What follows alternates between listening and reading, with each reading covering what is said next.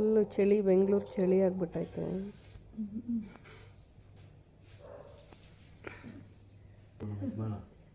ಬೆಂಗಳೂರು ಎಷ್ಟು ಚಳಿ ಆಗ್ಬಿಟ್ಟಿದೆ ಅಂದರೆ ಬಾರ್ಬಿಕ್ಯೂಬ್ ಮಾಡತಕ್ಕಂಥ ಇದನ್ನು ತಂದು ನಾವು ಬಿಸಿ ಹತ್ಸ್ಕೊತಾ ಇದ್ದೀವಿ.